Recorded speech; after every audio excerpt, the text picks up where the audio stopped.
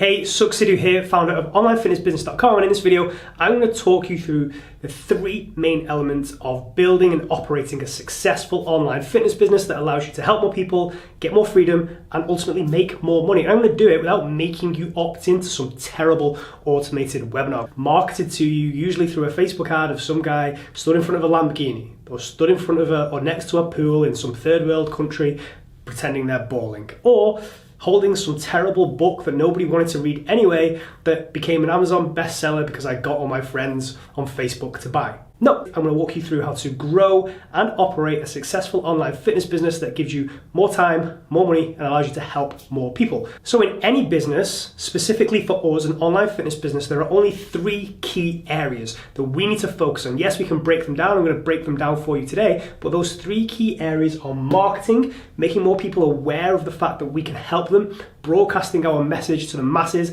and attracting people better and repelling those people that aren't right for us.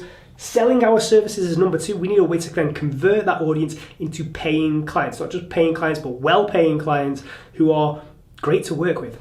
And then we need a way to deliver those services to clients online so that we can work with people all over the world without it taking up too much of our time. Disclaimer, there's always work to do and you have to be able to get people actual results. If that's not you, leave now. If it is you, then stick around because we're going to go through all this stuff right now. So, number one, marketing, reaching more people, generating leads consistently so that you're not just throwing mud at a wall and seeing what sticks. Most people start here, right? Posting on social media, and that should never be step one. We need to do a few things before that.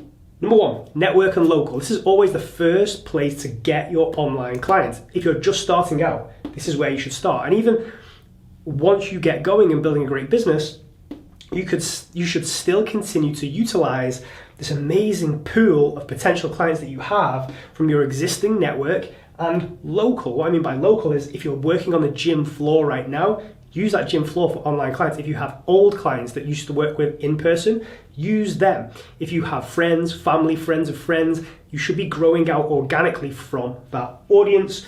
An existing network. Number two, figuring out who your dream client is, who your ideal client is. You may have heard this described as who is your avatar.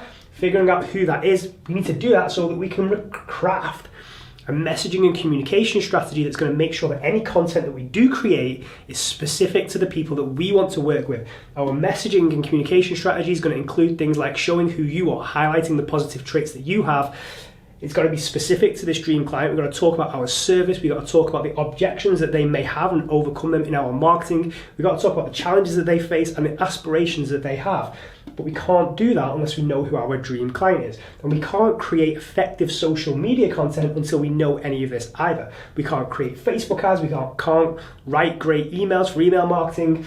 And we can't write great blog articles for search or SEO marketing without understanding who our ideal client is or our dream client and crafting a messaging and communication strategy that makes sure that all of our content, whether it's social media, whether it's email, whether it's paid marketing like Facebook ads, or whether it's articles and things on our website for SEO, we can't make this effective until we know this. When I say effective, I mean making sure that your content generates leads and clients instead of likes and comments, because unfortunately you can't pay the bills with likes and comments. We need this stuff to be equaling money, right?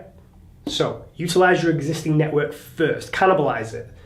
Figure out who your ideal client is, your dream client, craft a messaging and communication strategy based on making your content effective for that person, then go out on social media, publish content consistently. Build your email list, send out regular email, 3 to 5 times per week is the sweet spot. Figure out what works best from these areas, try them and test them as paid advertising, Facebook ads, Instagram, Google PPC, YouTube, whatever it may be, and then put your best writing onto your website and start optimizing your website for search. Nobody's doing this, by the way. Let's move on to selling. Once we're doing this effectively, we need to start moving people down our funnel and turning them into paying clients. So the first thing that we need within our sales area out of these three things is sales mechanisms. How do we turn someone from a reader of our content into a paying client? Really soft one is a call to action in your content. Hey, if you're interested in this, click the link in my bio, right? Really soft. The next one is a lead magnet, exchanging a free thing of higher value than just content in exchange for email address, phone number, details, right? Or we can offer a free or low cost product, again, in exchange for the person's details, whether it's that them filling in an application form or just their email address, name, phone number, whatever it may be. Once we have their details, once they've applied to work with us, we need a sales process, right? And there are two typical sales processes. One is an application form, then we take them through a reminder sequence so that they actually show up for the call and you don't get ghosted. We do the call, we make the sale. The other one is we send traffic directly to a page where people can buy from us. If you are just starting out or you are selling a higher price program, you're probably going to go with sales process number one. If you have a large audience and you can drive a lot of traffic somewhere, then you may be able to use number two and drive traffic straight to a page where people can buy. That means you don't have to do phone calls, use less of your time, you can sell at higher volume. Service delivery, once we take people through this, we need to onboard clients in a way that makes them excited, right? So we're going to make sure immediacy is emphasized. We want to make sure they have something to consume right away. We can use email automation to make sure that happens. We're going to set expectations, we're going to get them excited and let them know what's to come.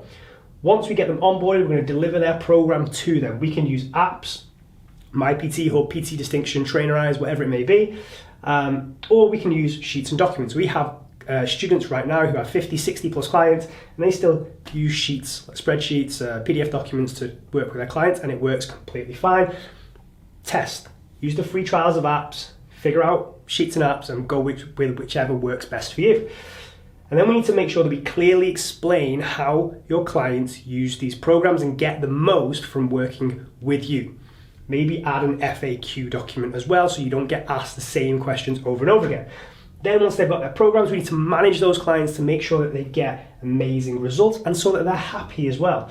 So key things to consider: access. How do they interact with you? Is it email? Is it phone calls? Is it text? Is it in a Facebook group? Set the expectations so that people know when and where they can talk to you.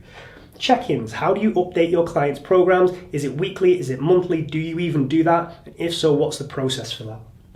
And then differentiation. A lot of people differentiate themselves in their marketing by being different publicly, but how are you differentiating your business via your product and the way you work with clients? Nobody's doing this.